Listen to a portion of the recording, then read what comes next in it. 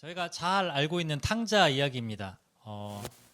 간략하게 얘기하자면 그거죠. 이 당시 문화는 아버지에게 재산을 요구하면 아버지 빨리 죽으십시오라는 폐륜 행위입니다. 그럼에도 불구하고 둘째 아들이 아버지께 재산을 요구했고, 근데 아버지는 이걸 또 들어줘요.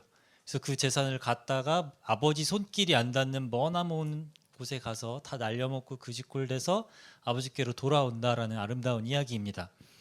근데 이제 제가 이제 중독 사역을 하고 있는데 거기에 관점에서 봤을 때 탕자를 보면 탕자는 중독자예요. 13절 말씀에 허랑방탕이라고 나오잖아요. 그럼 허랑방탕하면 여러분 떠오르는 이미지들 있으시죠? 가뜩이나 이제 형이 뒤에 보면은 창녀랑 노란한이라고 증언을 해요. 그러면 성중독 있을 것이고, 이미지를 하나 좀 띄워주시겠습니까? 이게 중독 나무라는 건데 중독의 열매들이 있어요. 그러니까 뭐 성중독 있었을 것이고, 그 다음에 사람들이랑 뭐 왠지 마약했을 것 같고, 술 먹었을 것 같고, 뭐 여러 가지 중독적인 증상들을 보였을 거라고 생각을 해요. 근데 우리들이 자꾸 중독하면은 그 드러난 행위만 보고 얘 잘못됐어라고 말을 하거든요. 근데 중독은요 그냥 나타나지 않습니다. 그 뿌리가 있어요. 게임 중독 아이들을 이제 심각한 아이들을 센터에 불러서 다 치유돼 가지고 보내면요 어떻게 될까요? 얼마 안 돼서 다시 중독에 빠져요. 왜 그러냐면 뿌리가, 그러니까 여러 가지 이유가 있겠지만 어떤 아이가 부모님과 소통이 안 되고 사랑을 못 받아서 외로워요. 그래서 그 외로움으로부터 도망치기 위해서, 외로움으로부터 회피하기 위해서 게임에 빠지는 거예요. 근데 센터에 와서 친구들이랑 같이 게임하면서 고쳤어요. 그래서 돌아갔는데 여전히 그 토양이 바뀌잖아요. 부모님과 대화하고 사랑받고 뭐 그런 토양이 바뀌어야 되는데 여전히 바뀌지 않으니까 다시 중독 증세가 나타나는 거죠. 근데 우리 요즘 교회 안에, 우리 가정 안에 중독 문제가 진짜 심각하거든요. 애들만의 문제가 아니죠. 우리나라 남자들 제가 봤을 땐 99%가 다 일중독이에요. 가정일이 좋으세요? 일하는 게 좋으세요? 네, 대답 잘해야 되죠. 네. 많은 분들이 일이 단순히 어떤 걸 이루기 위해서가 아니라 도망치기 위해서, 회피하기 위해서 일에 빠지는 경우가 많고요. 남자들은 성중독, 그럼 여자들은 음란해, 그게 아니라 드라마 중독, 로맨스 중독, 똑같은 성중독이거든요.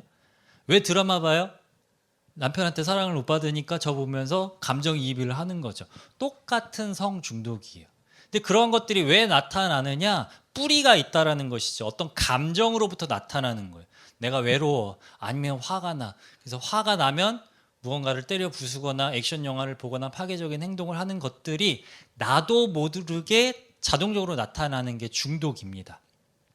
그렇다면 그런 감정은 어떻게 형성되느냐? 순간적인 감정을 얘기하는 게 아니라 핵심 감정이 있어요. 수치심이 많은 사람이 있고, 외로움이 많은 사람이 있고, 뭐 두려움이 많은 사람이 있고, 슬픔이 많은 사람들이 있거든요.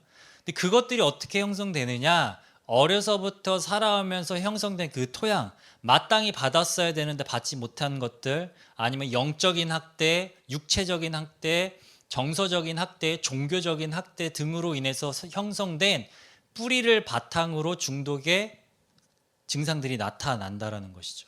여러분, 이런 삶을 살고 싶어 하는 사람이 있습니까? 아무도 없습니다. 우리가 원하는 나무는 어떤 나무일까요? 다음 그림 보여주시겠습니까? 성령의 열매가 맺히는 나무를 그리스도인이라면 누구나 꿈꿀 거예요. 사랑, 희락, 자비 뭐 이런 것들을 맺히기 원하시죠? 근데 잘 맺혀요, 안 맺혀요? 네, 곤란한 질문이죠. 맺혀야 되는데 잘 안 맺혀요. 왜? 우리의 삶의 뿌리가 여전히 그 중독적인 부분에서 해결이 되지 않기 때문에, 그 감정에 묶여 있기 때문에, 그래서 이게 맺히기가 너무 어려운 거예요. 그래서 우리 신앙이들은 어떻게 해야 되느냐? 성령 안에서 거듭나잖아요. 어렸을 때 아이들의 애착 형성의 시기가 정해져 있거든요. 그때 놓치면 힘들어요. 마찬가지로 우리는 그럼 기회를 놓쳐서 인생이 끝났느냐가 아니라 우리는 그리스도 안에서 새롭게 태어나잖아요. 날마다 새롭게 태어난 생명이 우리에게 있습니다. 그렇기 때문에 주님 안에서 이걸 다시 작업해 나가는 거예요. 토양을 바꿔가는 작업을 해 나가는 거예요. 뭐예요? 아이 컨택트. 부모님에게서 마땅히 받아야 될 사랑의 시선을 못 받았어요. 그러면 하나님으로부터 하나님의 시선을 받는 거예요. 하나님으로부터 사랑한다, 너는 소중해, 너는 아름다워 이야기를 듣는 거예요. 하나님의 손길을 느끼는 거예요. 그리고 확증하는, 확언하는 말, 너는 존귀한 존재야, 세상 그것과도 바뀔 수 없는 소중한 존재라는 말을 주님으로부터 듣는 거예요. 이것이 쌓이고 쌓이다 보면 뿌리가 바뀌어서 신뢰가 생기고 안정감을 느끼기 시작하고 수용받음을 경험할 때 삶의 이러한 성령의 열매들이 맺혀진다라는 거예요. 그래서 우리가 해야 될 것은 무엇이냐? 이게 성화의 과정이죠. 주님 안에서 날마다 이 토양을 바꾸는 작업을 해야 된다라는 거예요. 그래야만 중독에서 벗어날 수 있다라는 거예요. 다시 탕자 이야기로 돌아올게요. 탕자는 왜 도망쳤을까요? 추측해 보는 거예요. 29절을 보면요, 바른생활 사나이 형이 나옵니다. 아빠한테 따질 때 이래요. 나는 아빠 말 한 번도 어긴 적이 없다, 시키는 대로 다 했다라고 따지는 형이 나오거든요. 바른생활 사나이죠. 부모님들이 제일 좋아하는 자녀예요. 말 잘 듣는 자녀. 근데 보통 형제들이 형이 너무 그렇게 잘나면 노선을 다르게 타는 경우가 되게 많아요. 왜냐하면 비교되거든요. 비교는 결국 수치로 갑니다. 수치심은 존재의 문제예요. 내가 잘못된 존재인가? 그러면 괴로워서 견딜 수가 없어요. 그러면 중독 증상이 나타나겠죠. 그래서 아버지로부터 형으로부터 벗어난 게 아닐까 추측해 봅니다. 어쨌거나 그러한 상황 속에서 탕자를 살펴보면 오늘 세 가지를 살펴볼 건데, 첫 번째, 제 말을 되게 빠르게 하죠. 지금 할 내용이 많아가지고 마음이 급해요. 이해해 주세요. 첫 번째, 내 인생의 흉년을 좀 살펴봤으면 좋겠어요.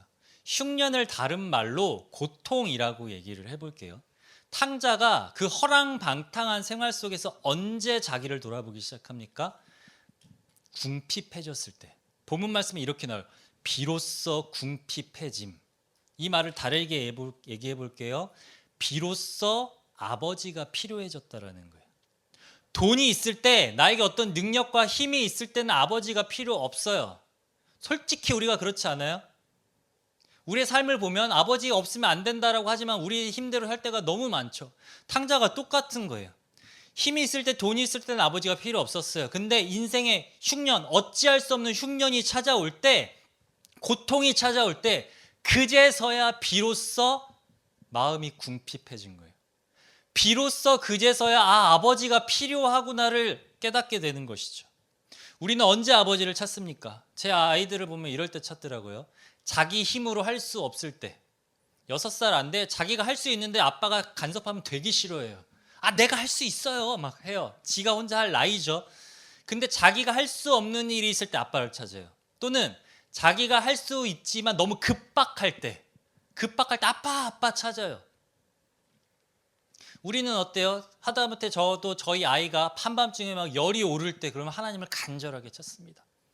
언제 제일 간절하세요? 수능 시즌, 취업 시즌, 결혼 시즌, 여러 가지 어떤 문제가 찾아왔어요. 내 힘으로 어찌할 수 없을 때 우리는 하나님을 간절히 찾습니다. 나쁜 게 아니에요. 자연스러운 겁니다. 여러분, 저는요, 그러한 고통이 싫습니다. 여러분, 그런 인생의 흉년, 고통을 좋아하시는 분 계십니까? 없죠. 있으면 그런 사람을 전문용어로 변태라고 얘기를 해요. 고통을 좋아하는 사람은 아무도 없어요. 저는 인생에 흉년이 없었으면 좋겠어요. 다 그렇게 기도하시잖아요. 하나님, 평탄한 길만 가게 해주세요. 잘 풀리게 해주세요. 힘든 거 없게 해주세요. 기도하시잖아요. 아닌가 봐요. 근데 우리가 알아야 될 것은 흉년은 반드시 찾아온다는 거예요. 이거 악담이 아닙니다. 인생의 진리예요. 우리의 인생의 흉년은, 고통은 반드시 찾아옵니다. 그렇다면 이 흉년을 우리가 어떻게 대해야 할까라는 거예요.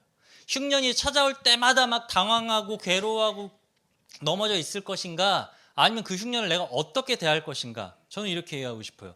그 흉년을, 그 고통을 인정하라는 거예요. 이게 무슨 말이냐? 우리는 생각보다 고통을 인정하지 않습니다. 아픈데 아픈 거를 모른 채, 외면한 채 괜찮아라고 하는 사람들이 너무 많아요. 이미지를 하나 보여주세요. 여러분, 트라우마에 대해서 아십니까? 우리가 흔히 알고 있는 게, 트라우마가 두 가지가 있어요. A형과 B형이 있는데, B형은 뭐냐면 bad things happened예요. 나쁜 일이 없었어야 되는데 일어난 거예요. 불의의 사고나 그런 것들 있죠.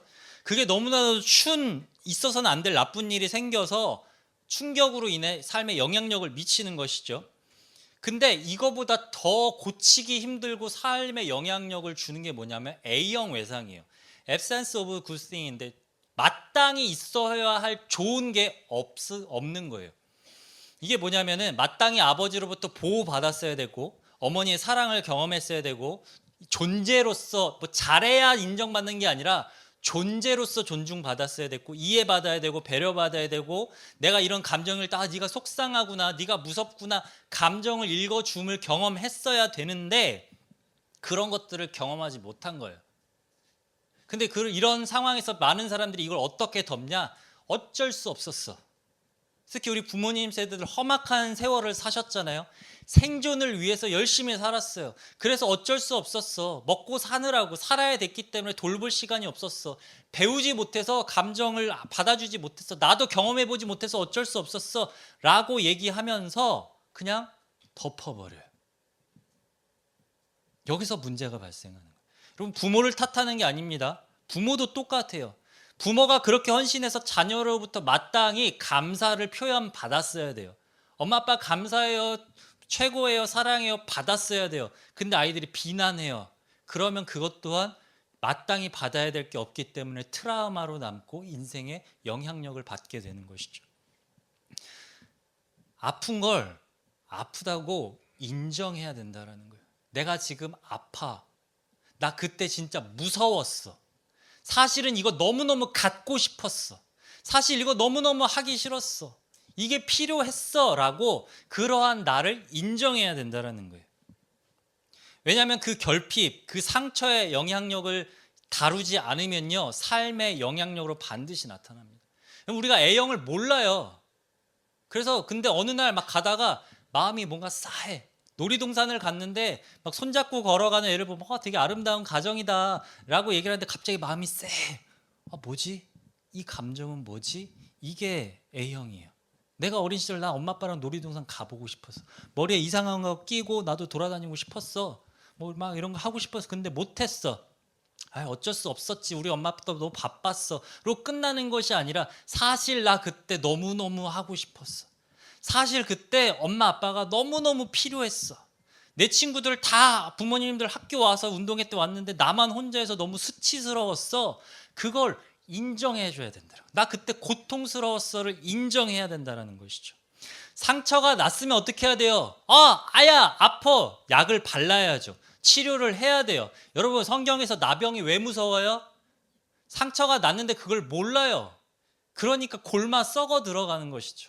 작은 상처 그때 치료했으면 흉이 안 질 수도 있었어요. 근데 그 시기를 놓쳐버렸네. 흉이 져버렸어요.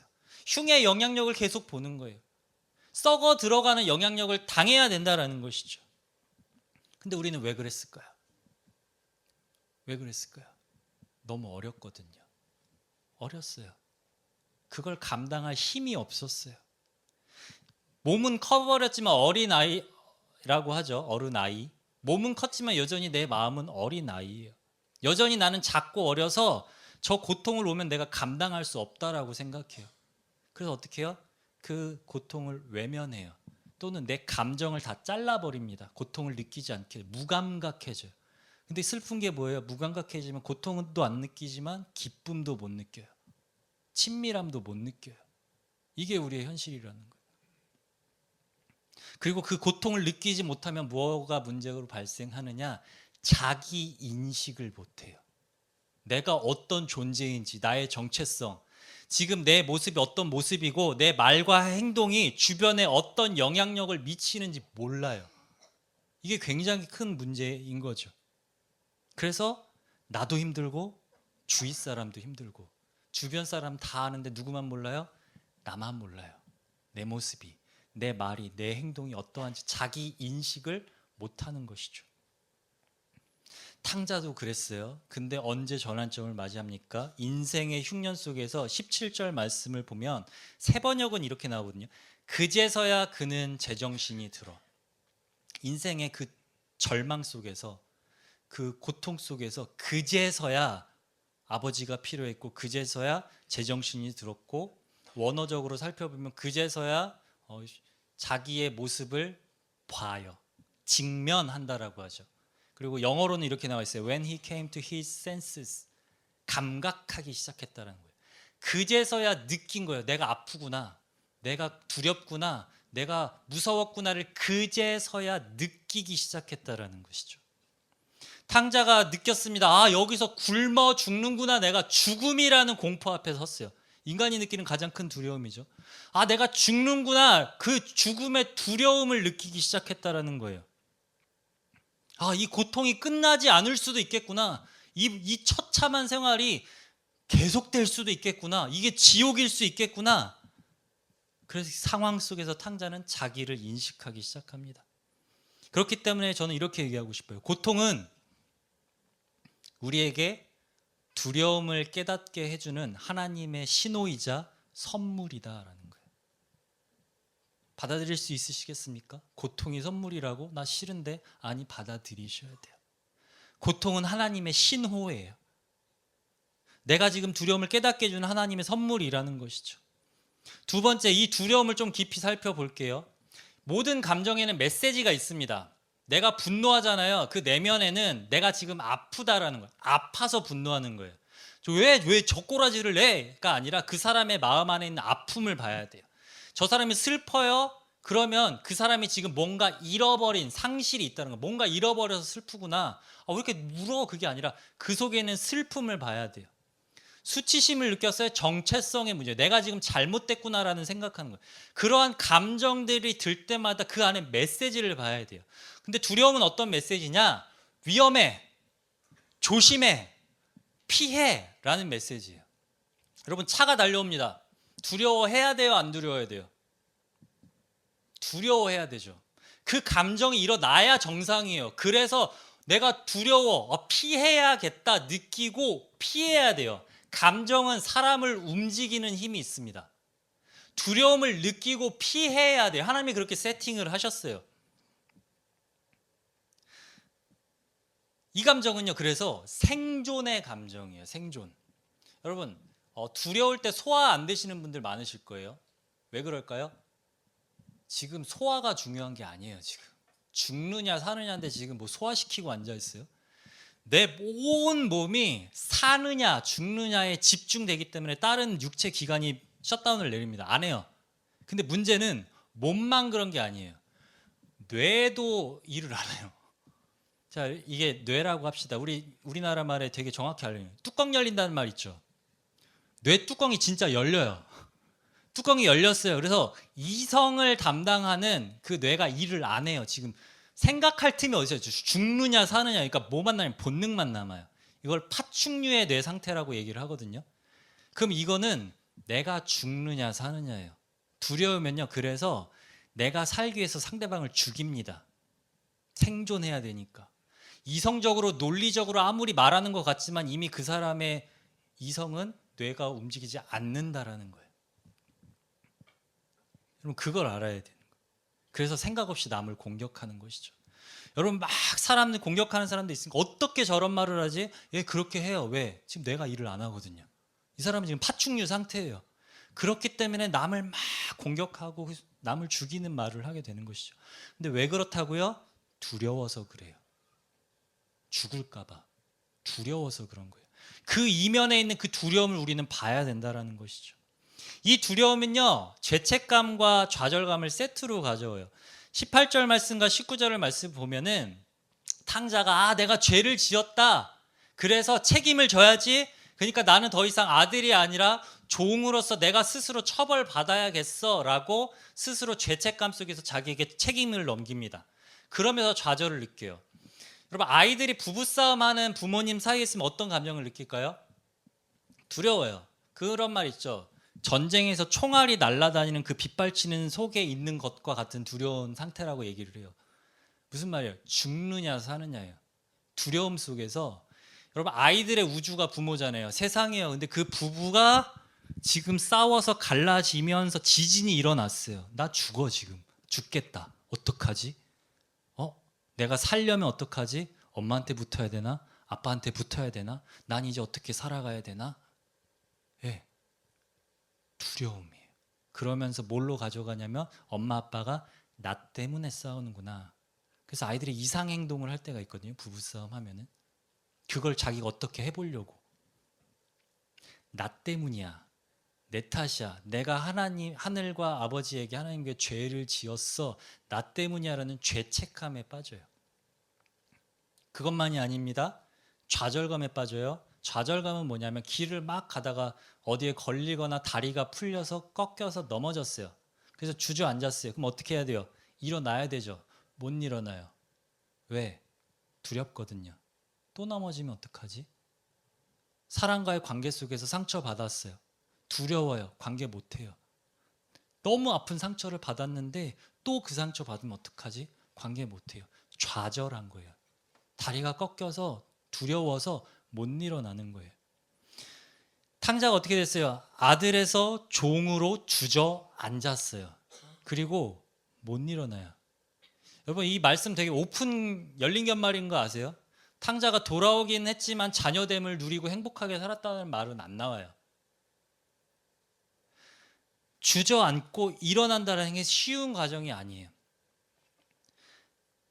그 두려워서 주저앉은 사람한테 맹 가가지고 기도하면 돼. 예배드리면 돼. 말씀 읽으면 돼. 맞는 말이죠. 하지만 우리가 그 입장 됐을 때 들리던가요? 그 말이? 안 들립니다. 안 들려요. 내가 두려움에 떨고 있을 때 안 들려요. 좌절된 상황까지 일어날 수가 없다라는 것이죠. 그 다음에 어떻게 하는지 아세요? 이제 탕자처럼 스스로 그 두려움을 이기고자 애를 씁니다. 탕자의 선택은 뭐였습니까? 돼지 그 쥐염렬배하는 그곳으로 들어가 버려요. 어떻게든 살아보려고 죽음의 두려움 앞에서 어떻게든 살아보려고 돼지 그 우리까지 들어가요. 돼지들이 진흙탕 속에 살잖아요. 저는 그런 것 같아요. 우리가 어떻게든 살아보려고 두려워서 미래를 준비해 보려고 세상 속에서 진흙탕 싸움하며 처절하게 살아가고 있지 않나요? 우리의 선택이 그럴 때가 너무 많다라는 것이죠. 근데 우리가 여기서 다시 생각해 봅시다. 우리가 흉년을 막을 수 있습니까? 어떻게든 막아보려고 애쓰는데 막을 수 있습니까? 막을 수 없음을 인정해야 된다는 것이죠. 우리는 자꾸 우리의 삶을 내가 통제할 수 있다라고 생각을 합니다. 그러다가 통제가 안 되는 순간 멘탈이 나가요. 우리 부모님들 아이들 사춘기 오면 왜 멘탈이 나가요? 어렸을 때는 통제권 안에 들어왔거든요. 매를 들건 협박을 하건 아니면 뭘 꼬시든 해서 뭘 먹혔어. 말을 들었는데 청소년이 되면서 통제권에서 벗어나는 순간 두려워지기 시작하는 거예요. 그러면서 정신이 나가는 거죠. 다시 얘기합니다. 우리는 흉년을, 그 고통을, 그리고 그로 인한 두려움을 통제할 수 없습니다. 그걸 인정해야 돼요. 두려움은 누구만 다스릴 수 있는지 아세요? 그 통치권 누구에게 있는지 아세요? 만왕의 왕이신 오직 한 분 하나님에게만 있습니다. 우리의 힘으로는 이 세상 내 마음조차 통치가 안 되잖아요. 내 마음도 통제가 안 되잖아요. 누굴 통제해요, 근데? 나를 통제할 수 있는 유일한 분은 온 세상 만물을 다스리시는 하나님 한 분밖에 없음을 우리가 기억해야 된다는 것이죠. 여러분의 삶의 왕은 누구십니까? 하나님, 자동적으로 나오죠. 근데 정말 그래요? 우리의 삶의 요소 하나를 따져볼까요? 어떤 부분에선 왕이시고 어떤 부분은 아닐 수도 있어요. 제일 힘든 부분, 재정 문제 한번 얘기해 볼게요. 물질의 통치권이 누구에게 있어요? 그 누구 거예요? 하나님 거예요. 여러분 헌금 하시죠? 헌금할 때 어떤 마음으로 하세요? 진짜 이 재정이 하나님이 나에게 주신 하나님 거라고 인정하고 그 감사한 마음으로 하십니까? 아니면 마치 월 회비 납부하듯이 자동 이체하듯이 그렇게 하십니까? 잘 생각하셔야 돼요. 내 삶 가운데 여윳돈이 생기거나 뭔가 돈이 남았어요. 그럼 우리가 우선적으로 이 돈을 이거 뭐 살까? 이 새로운 거 신상 뭘 살까? 나를 꾸미기 위한 그 생각이 먼저 드십니까? 아니면 하나님 어떻게 쓸까요? 이거 하나님의 돈인데 어떻게 사용하길 원하세요? 제가 사실 이번 달 이거 갖고 싶긴 한데 주님의 마음은 어떠세요? 물어보십니까? 이걸 통해서 알 수 있어요. 자녀의 왕은 누구신가요? 하나님이시라고 고백하시겠죠. 근데 보면 알아요. 자녀에게 신앙 교육을 우선적으로 시키는지 세상 교육을 우선적으로 시키는지 우선순위가 어떻게 되는지 보면 자녀의 왕이 누군지 알게 됩니다. 지금 정죄하려고 하는 얘기가 아니에요. 내 왕은 누구신가? 내 삶을 통치하시고 나를 다스리시는, 그리고 나의 가족들, 공동체를 다스리는 왕이 누구신가, 우리는 그 질문 앞에 서야 된다라는 거예요. 우리 아버지, 사랑하는 하나님이 우리의 아버지시죠. 아멘 이거면 안 되는데 다시 묻겠습니다. 하나님이 우리의 아버지십니까? 예, 너무 좋아요. 너무 행복해요. 근데 여기서 멈추면 안 돼요. 하나님의 우리의 아버지시지만 그 하나님 아버지는 왕이세요. 우리가 이걸 놓치면 안 돼요. 우리 첫째 아들이 6살인데 제가 이렇게 어렸을 때 당한 게 있어서 아이에게는 굉장히 인격적이고 물어봐주고 뭘 원해, 네 감정을 굉장히 많이 했어요. 했더니 애가 약간 기미가 안 좋아요. 그래서 이제 순종 교육을 다시 하기 시작했습니다. 사실 이건 5살 때 끝났어야 돼요. 근데 다시 6살인데 하기 시작했어요. 여러분, 자녀를 양육할 때 앞에서 잠깐 얘기했지만 어떻게 부모가 키워야 되느냐? 부모의 권위로서 다스려야 돼요. 이 권위라는 말은 뭐 성경에 야 말 안 들면 때리랬어가 아니라 너 이거 안 들면 아빠가 이거 할 거야 하는 협박이나 뭐 그런 힘으로 찍어 누르는 게 아니라, 아니면 너 설거지하면 1,000원 줄게, 아니면 아빠 말 잘 들으면 이거 사줄게 라고 타협하고 딜하는 게 아니라 부모이기 때문에 당연히 순종해야 되는 것, 그걸 알려줘야 돼요. 왜? 하나님과의 관계성에서 이게 우리에게 필요하거든요. 여러분, 하나님께 왜 순종하세요? 내가 기도하는 걸 응답해 주셔서? 아니면 하나님 말 안 들으면 심판하실까 봐 하나님 말씀에 순종하십니까? 잘못된 거예요. 우리가 하나님께 순종하는 것은 그분이 만왕의 왕이시기 때문에 그 권위 앞에 스스로 순복하는 거예요. 자복하는 거예요. 하나님이시기 때문에, 왕이시기 때문에. 그걸 우리의 삶 속에서 경험해야 된다는 것이죠. 여러분, 우리가 두려워하는 게 무엇이에요? 진짜 두려워하는 게 무엇입니까? 탕자처럼 내 손에 아무것도 없어져가지고 뭐 사업에 망해서 돈을 못 벌어서 통장에 잔고가 없어서 사람들이 나를 너 가진 것도 없냐, 뭐도 없냐 무시할까봐, 손가락질 당할까봐, 아니면 너 쥐뿔도 없구나, 필요 없다 하면서 다 떠나가서 혼자 남을까봐, 그런 것이 두려우십니까? 아니면 내 연약한 모습들, 교회선 거룩한 척 막 나이스한 척 하는데 집에서는 막 폭발하고 분노하고 그런 모습이 드러나가지고 사람들한테 수치를 당할까봐 그것이 두려우십니까?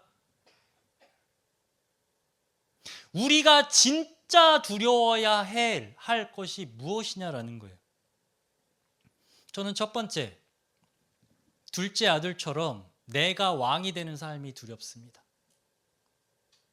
하나님이 왕이 아니라, 아버지가 왕이 아니라 아버지로부터 벗어나서 내 마음대로 살고 싶은, 그래서 내가 왕이 되는 삶, 그래서 반역자가 되는, 그렇게 그 결과 진흙탕 싸움 속에서 되지만도 못한 인생을 처절하게 살아갈까 봐 저는 그게 두렵습니다.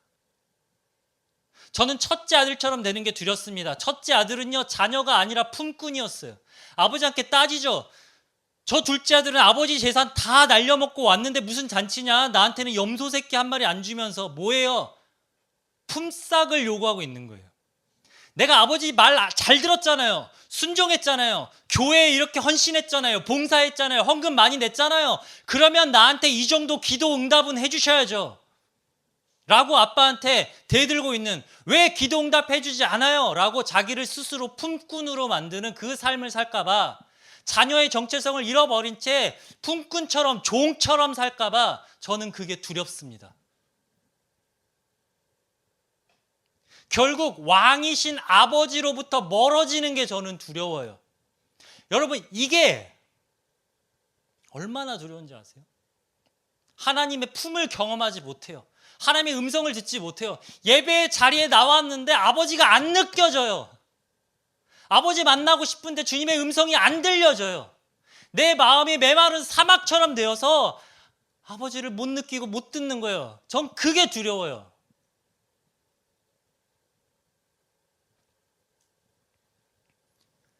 두려움은 피하게 만드는 거예요. 무엇으로부터 피해요? 하나님으로부터 멀어지게 만드는 모든 것으로부터 피하라는 우리에게 향한 경고음이에요. 두려움은 아버지께로 돌아가. 너 무서워? 너 지금 하나님으로부터 멀어져 있어. 무서워? 돌아가. 아버지께 돌아가야 할 시간이야 지금. 그걸 알려주는 신호라는 거예요. 아버지로부터 멀어지게 만드는 모든 것들을 두려워하는 저와 여러분들 되기를 축복합니다. 이게 하나님 아버지를 경외하는 거예요. 하나님으로부터 단절되는 모든 것을 미워하고 두려워하고 그로부터 멀어져서 아버지 품으로 나아가는 게 하나님을 경외함입니다. 마지막입니다. 그럼 그 두려움을 어떻게 해결할 것인가? 여러분, 두려움은 절대로 혼자 해결할 수 없습니다. 절대로 두려움은 혼자 해결할 수 없어요. 어린아이가 무서워서 덜덜 떨고 있어요. 이 아이에게 필요한 건 뭘까요? 먹을 걸까요? 장난감일까요? 두려움에 벌벌 떨고 있는 아이에게 필요한 것은 사랑하는 엄마 아빠의 품이에요. 무서웠지? 깜짝 놀랐지? 이리 와, 안아줄게. 얼마나 무서웠니? 얼마나 무서웠니? 괜찮아, 이제 괜찮아 라고 안아주시는 아버지의 품이 필요해요. 나보다 더 큰 존재에게 안길 때 우리는 두려움을 다룰 수 있다라는 거예요. 그래서 두려움은요, 나 안 두려, 하나도 안 두려 부인하거나, 아니면 나 이겨낼 수 있어, 할 수 있어 용기 내거나 해서 해결되는 게 아니라 하나님의 임재 안에 들어갈 때 두려움을 끝낼 수 있습니다. 나보다 더 크신, 아니 온 세상 우주 만물보다 더 크신 존재 하나님 아버지의 품에 안길 때 두려움을 이길 수 있다는 것이죠. 여러분, 질문 드리고 싶어요. 두려운 순간이 있잖아요. 이걸 캐치하는 게 되게 중요해요. 아까 인식을 못한다고 했는데 두려움을 잘 인식하셔야 돼요. 두려움을 느끼는 순간을 A라고 해봅시다. 무서워. 이거 어떻게 하지? 그러면 우리는 이제 프로세스를 어떻게 해야 된다고요? B, 하나님께로 두려움을 갖고 나아가야 돼요. 질문하고 싶습니다. A에서 B로 가는데 얼마나 걸리십니까? 두려워. 어떡하지? 하나님께 이 두려움, 나보다 더 크신 하나님께 나아가는 B까지 얼마나 걸리세요? 그 간격이 얼마나 되세요? 생각보다 길 수 있어요. 무서워, 어떻게 하지 하면서 내 바탕자 이렇게 해볼까? 이렇게 해볼까? 이거를 이렇게 하면 이렇게 되지 않을까? 라고 타고 하고 하다가 안 돼서 안 되네, 다 안 되네. 항복하고 하나님 앞에 가지는 않는지 시간이 오래 걸리죠. 그럼 그것 차라리 그렇게라도 가면 돼. 문제는 두려운데 안 가. 그냥 뭐 하나님 가서 내가 해결해 주겠어. 뭐 두려움은 내가 이겨내야 되는 거지. 뭐 하나님 뭐 이걸 어떻게 해줘? 라고 스스로 체념해버리고 하나님께 안 나가는 게 최악이죠. 여러분, 다시 얘기합니다. 두려움을 느끼는 그 순간 우리가 하나님께 나아가야 돼요. 최대한 빨리. 내가 해야 될 일을 하지 말라는 말이 아닙니다, 여러분. 뭐 다 팽겨치고 기도만 하라는 말이 아니에요. 내가 두려움이 찾아왔을 때 이걸 가장 먼저 하나님께 갖고 나아가고, 하나님 어떻게 하죠? 하나님 어떻게 해야 될까요? 물으시고 하나님이 주시는 지혜로 해결해 나가느냐, 이 프로세스가 우리의 삶이 되어야 되지 않을까요? 여러분, 우리가 각 그런 경우가 되게 많아요. 상담학교를 오시면은 그 육신의 부모님의 틀에 갇혀서 하나님을 바라보는 경우가 굉장히 많아요. 아버지에게 학대를 당했어요. 그러면 왠지 하나님도 나를 학대하실 것 같아. 부모님이 날 방치했어요. 근데 하나님도 나한테 별 관심이 없으실 것 같아.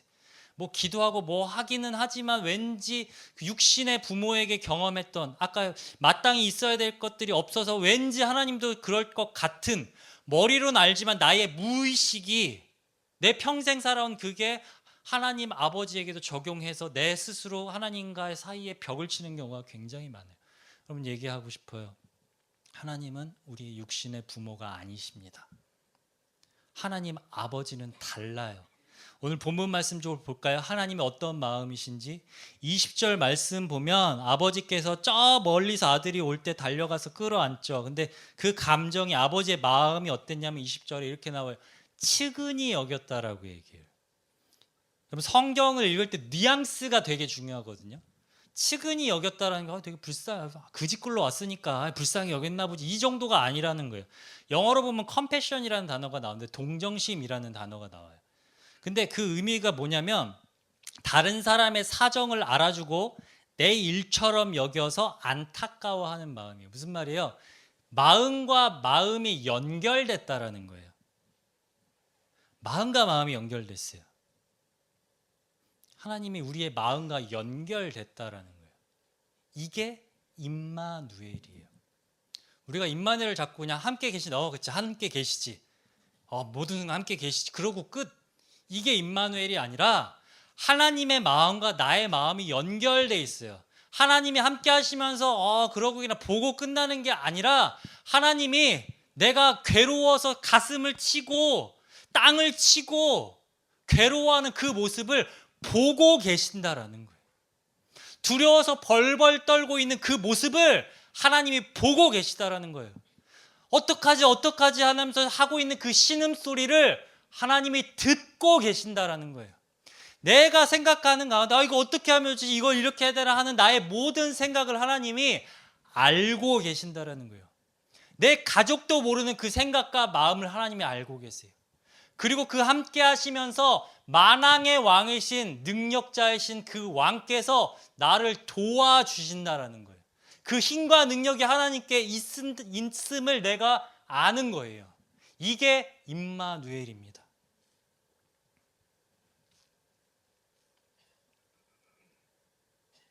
하나님은 항상 함께 하시죠. 한순간도 우리가 혼자였던 적이 없어요. 우리가 하나님을 바라보지 못했을 뿐이죠. 달려나와서 기다리시는 아버지, 인격적이신 하나님. 형이 얘 동생 상황 알았잖아요. 제 창녀랑 놀아나고 있어요. 알고 있었어요. 아버지가 몰랐을까요? 근데 그걸 잡아서 사람 풀어서 끌고 오지 않으셨어요. 계속 달려나가서 마을 끝에서 오늘은 올려나? 내일은 올려나? 내 사랑하는 아들이 언제쯤 나한테 돌아올까? 나의 품으로 돌아올까? 그렇게 힘들 텐데, 괴로울 텐데, 죽을 것 같을 텐데, 무서워서 벌벌 떨고 있을 텐데 왜 나한테 안 오지? 언제쯤 돌아오려나? 아버지의 마음은 언제나 우리를 향해 있었습니다. 그렇게 함께 하시면 이렇게 말씀하세요. 이사야 41장 10절. 두려워하지 말라. 내가 너와 함께함이라. 놀라지 말라. 나는 내 하나님이 됨이라. 내가 너를 굳세게 하리라. 참으로 너를 도와주리라. 참으로 나의 의로운 오른손으로 너를 붙들리라. 아멘. 여러분 주님의 음성으로 들리십니까? 우리가 너무나도 좋아하는 말씀이죠. 근데 여기서 잘 보십시오. 나의 의로운 오른손으로 너를 붙든대요. 우리를 붙드신대요. 뭐예요? 연결이에요. 다시 얘기합니다. 하나님이 나와 연결되고 원하세요. 이미 연결되어 있으시지만 우리가 하나님 앞에 나와서 고백하기를 원하신다라는 것이죠. 이사야 시편 56편 1절에서 4절입니다. 하나님이여 내게 은혜를 베푸소서. 사람이 나를 삼키려고 종일 치며 앞지하나이다. 내 원수가 종일 나를 삼키려 하며 나를 교만하게 치는 자들이 많사오니 주님 제가 너무 두려워요. 그래서 다 나를 내 적인 것 같아요. 다 나를 짓밟으려고 하는 것 같아요. 너무 두려워요. 내가 두려워하는 날에는 내가 주를 의지하리이다. 너무 두려워요, 주님. 그래서 당신을 의지합니다. 당신께 연결됩니다. 내가 하나님을 의지하고 그 말씀을 찬송하올지라. 내가 하나님을 의지하였은즉 두려워하지 아니하리니 혈육을 가진 사람이 내게 어찌하리이까? 저 혈육을 가진 인간들이 나를 어찌하겠습니까? 어떻게 이런 고백을 할 수 있어요? 하나님과 연결되었기 때문에 고백할 수 있는 것이죠. 두려운 일이 참 많습니다. 제 이야기를 잠깐 해볼게요. 제가 제 기도 편지를 읽으신 분들은 아시겠지만 제가 집을 구하는데 2년이 걸렸어요. 2년 전에 하나님께서 제주에 위탁하라는 마음을 주셔서 결정하고 집을 구하는데 집을 못 구해요. 제주 집값이 미쳤거든요. 엄청 비싸요. 그래서 제가 후원받는 금액으로는 월세도 낼 수 없어요. 그래서 전세 대출을 알아봤는데 간사는 백수죠. 정부가 봤을 때. 소득이 없잖아요. 월급이 없잖아요. 후원받아서 하는데 그거는 소득이 아니에요. 그러니까 대출을 안 해줘요. 그러니까 전세도 구할 수 없어요. 그러니까 하나님이 가라 하셔서 순종했어요. 되게 좋은 조건의 제한이 많았거든요. 진짜 좋은 길, 넓은 길 다 팽개치고 하나님 말씀에 순종했어요. 갔어요. 근데 하나님 이게 뭐예요? 집이 없어요. 지난 텀에는 학교는 해야 되는데 집이 없어서 열방대 곰팡이 핀 내부 숙소에서 진짜 전도여행처럼 지냈어요. 했더니 막 애들 아파서 병원 입원하고 막 많은 일들이 있어서 하나님 왜 나한테 이래요? 첫째 아들의 마음이 올라오는 거죠. 순종했잖아요. 하나님 가르쳐서 왔잖아요. 근데 왜 이래요? 내 힘으로 나에게 온 제안 갔으면 편하게 살 수 있었어요. 근데 포기하고 왔잖아요. 왜? 첫째 아들의 모습을 하고 있었던 거죠. 하나님 계속해서 두려워요. 집이 안 구해질까 봐. 그럼 내가 진짜 인생이 망한 걸, 내가 실패한 것 같아서 두렵습니다. 그러다가 이제 집 계약 문제 할 때 진짜 막 자존심과 박살나고 수치심과 막 할 때 아 진짜 때려치고 올라가고 싶다 라는 그 절망 속에 있을 때 이 말씀이 저를 붙잡았어요. 하나님 저 너무 두려워요. 집이 안 구해줄까 봐. 그래서 이 어린 아이들이 갈 곳이 없을까 봐 두려워요. 내 인생이 실패할까 봐, 잘못 들은 걸 것 같을까 봐 두려워요 라는 그 가운데 하나님이 이 말씀 주시고 저는 붙잡는 거죠. 내가 두려워하는 날에는 내가 주를 의지하리다. 하나님 저 무서워요. 막 차에서 울었어요. 하나님 저 두려워요. 무서워요. 저 안아주세요. 저 좀 안아주세요. 그때 주님이 말씀하죠. 에노가 속상하지. 무섭지. 내가 네가 어떤 모습 하고 있는지 네가 울고 있는 모습 내가 보고 있단다. 네가 신음하고 있고 입 틀어막고 울고 있는지 소리 내가 듣고 있단다. 네가 어떤 생각하고 있는지 얼마나 속상해하는지 내가 알고 있단다. 에노가 내가 너와 함께 있어. 내가 너와 함께 있어. 무섭지? 근데 나 능력의 하나님이야. 만왕의 양이야. 조금만 기다려봐. 내가 가장 좋은 곳으로 줄게. 결과가 어떻게 됐을까요? 제가 있는 함덕에서 제일 좋은 집 주셨어요. 진짜 기적적으로 사람들 어떻게 그 집에 들어갔어요? 하나님 놀랍게 길을 여셔서 들어가게 하셨어요. 이런 얘기하면 또 막 집에 꽂히죠. 얼마나 좋은 집일까? 포인트는 그게 아니에요. 그게 아니에요, 여러분. 포인트는 내가 두려울 때 그 순간에 하나님께 나아가느냐, 아버지께 달려가느냐, 아버지 품으로. 아버지 저 안아주세요. 그리고 아버지의 그 품을 느끼고 아버지의 그 음성을 내가 듣느냐. 이게 중요한 거예요. 이게 두려움을 이기는 임마누엘의 열쇠라는 것이죠. 두려움에 눈물 흘리고 계신 분들 계십니까? 많으실 거예요. 남몰래, 특히 남편분들 강한 척 하고 있지만 그 무게 하면서 남몰래 울고 두려워하는 분들 많으실 거예요. 근데 감사합시다.